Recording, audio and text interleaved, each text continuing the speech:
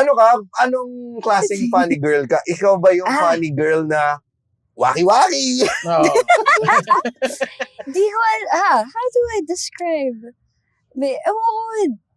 Kasi kung nag-start ka as a funny girl nung bata, madalas yun yung mga magsisimula ka talaga as physical comedy eh. Yes. Doon sa Nagdadapa-dapa. Hindi ko ma-imagine. Nagdadapa-dapa. Isa nagdadapa-dapaan. Ayos sa swimming pool yun ako ganun. Nagkukuno rin patay. Anong klaseng comedy mo nung bata ka? Kasi hindi ako nakakatawa ng bata. I think. Kasi late bloomer ako eh. Ito talaga, loser ako until early college. Kaya din doon nanggagaling comedy ko. Kasi nga, alam mo yung, I think lahat ng komedyante may pinagdaanan na something bago naging nakakatawa eh. Ako, wala akong friends nung high school. Like, tunay na friends. So, nung college lang ako, naging funny girl. Talaga. Nasuppress ka? Parang bang gano'n, nasuppress ka? Saan ka ba lumaki nun? Lang din kasi, alam mo yung nerd trope dahil high achiever ako. So, hindi ako makasama sa mga pag nagyayayaan lumabas or uminom. Iba yung mga friends mo doon. Oo, doon nagkaka-friends nung high school, di ba?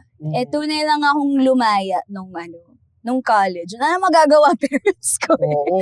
Kasi mas nalayo pa ako, to sa UP pa ako. Nag-dorm ka? Hindi ako nag-dorm. So, paano uwian mo nung...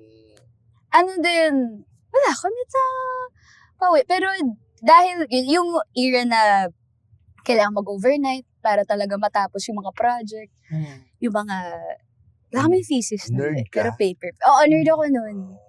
Well, nerd pa rin naman siya. Yung may friends. Nung college, nerd ka pa rin?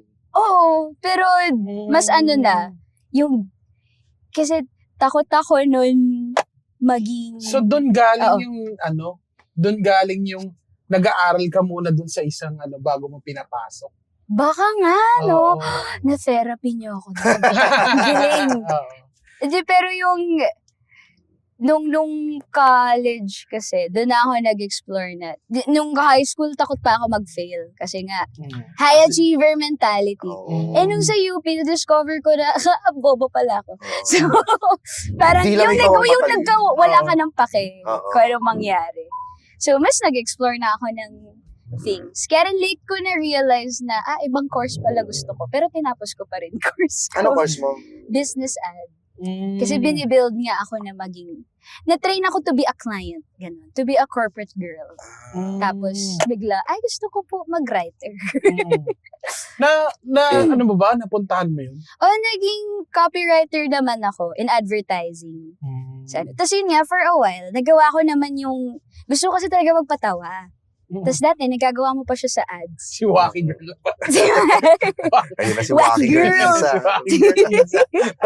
At yao.com. Nalala nyo nung may era kasi na ang TV ads nun, hindi na tulad nung ngayon eh. Yung form of entertainment din siya. So, kaya ako gusto rin mag-advertising. Ngayon naging mostly benta-benta na lang din. Ngayon ba? Ngayon talaga? Meron pa rin namang mga gumagawa. Pero marami nung naging digital pero hindi na, lahat mabilis, parang lahat ganun, parang 10 seconds. Ganun. Napansin niyo ba yun? Parang hindi na... Kasi, di ba lumaki tayo na kinakabisado natin yung mga kanta ng commercial?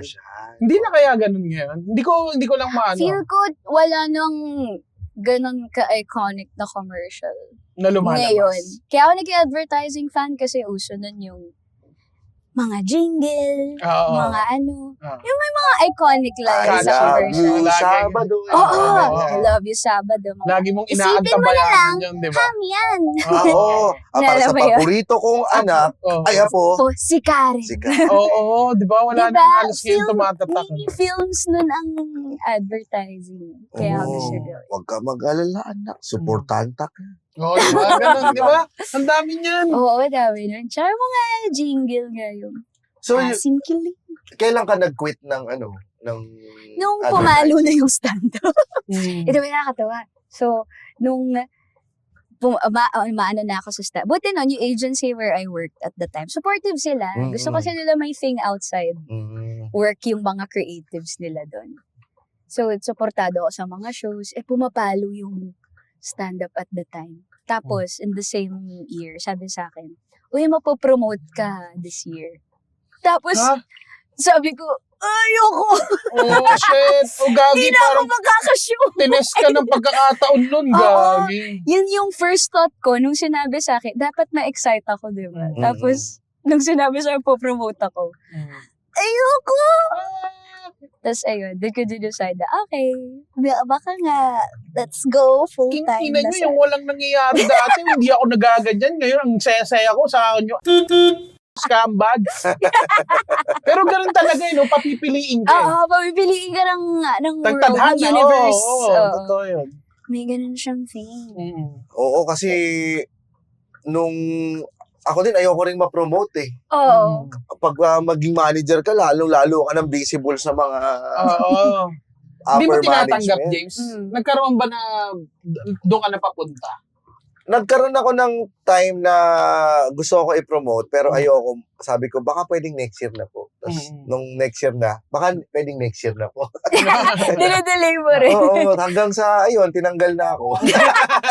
Ayaw mo promote. Pero at the time, yung, alam mo yung hindi ka natakot, parang tama to eh. Ayoko itong gawin.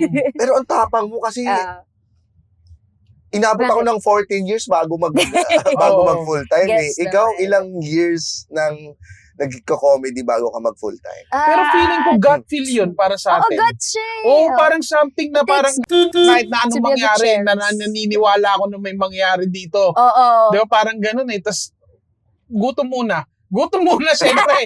Hindi muna siyempre nandun. Pero unti-unti siyang nararamdaman mo na, ay shit, nagagawa ko na yung gusto ko. Nagutom ka? Hindi. Nag-order naman. Mali! Mali! As in, nagkaroon ka ng parang tipid muna ngayon. Walang Ano work. lang, nauga lang ako na, kasi, pag yung swerte din ako, meron na akong ilang mga racket din on the side while I was doing my corporate job. Nag-VO din ako nun. So parang, okay, pwede ko naman gawin to. Yung first year lang talaga na mag-quit ka from a stable job, yung pinaka nakakauga. Kasi nasanay kang lagi kang may sweldo, nasanay kang may regular thing kang Kinsenas papasukan. meron, no? Tapos ngayon, wala pa akong project this month. Wala akong kwentang tao. Oo. Ba't wala pang nag-i-inquire? Oo. Pero, meron ding kagandahan na, pwede akong pumayag sa racket on a Tuesday, on a Wednesday. Hindi ko kailangan mag-leave. Wala akong kailangan ipaalam. Pwedeng nakahilata lang ako all day. Oo, di ba? Tapos gabi ako aandar. Oo. May freedom ka rin na ganun. So, trade-offs lang. Pinasukan ka ng, imposter syndrome. Oo, meron din yun. Yung parang, Anong klaseng kapal ng pakiramdam? mukha mo, ba't mo ginawa to? 2 years ka pa lang naman nagko-comedy. Talaga? May ganun din thing. Paano mo na-overcome? Kailangan mo lang din talagang pagdaanan eh. Oo. Baka lahat naman siguro. Oo. Oo. Ikaw ba, may na... Pero ko rin mang ganun, no? Ikaw ba? Oo, no. Paano ba yung... Sige, Paano ba Google mo muna. Teka. Hindi yung parang... Ano ba ako? Hindi, bigyan mo ako ng Nakakatawa sitwasyon. ba talaga ako? Oo. Parang, para sa akin ba talaga tong comedy? Oo naman. Oo naman. Pag hindi ka dumating doon, nasupot ka. Feeling ko lang kasi kailangan mo... Pasintabi po talaga sa mga totoong supot Oo, hindi patuli din kayo. Hindi, Representation. pero totoo pare, kailangan mo siyang maramdaman. Kasi galing yun sa isang malaking bomba. Oo. Yung isang malaking, kaya kine-question mo na yung sarili mo kasi lupit nang nangyari sa'yo nun, yung pakiramdam mo as in sobrang down ka. Oo. Parang nandun ka sa part na yun. Pero, ang mangyayari kasi nun, parang yung nabuhay ka ulit pag nakabawi ka. Oo, yung pag malampasan mo yun, dun ka nagiging mas confident dun sa Oo. sarili mo. Na parang, ay shit, kaya ko naman pala eh. Oo. Pero kailangan mo lang talaga dumating dun at merong hindi nakakabalik dun, gagi. Ayun lang, oo. Oo, may ganun na parang nagkaroon sila ng doubt sa sarili nila na hindi na sila nakabalik kasi ang akala nila forever na yun. Eh, di ba sa atin, lagi naman may ganun eh. May Minsan- downtime naman palagi. Pero totoo, kailangan mong pagdaanan yon at kailangan mong tanggapin yon. Kasi kapag hindi mo pinagdaanan at tinanggap yon, ibig sabihin, masyado kang arrogant doon sa kinalalagyan Oo. mo. Yan yung pagkasupot mo, mataas yung ego mo masyado. Dapat, I think any artist, dapat may tamang balance ka of.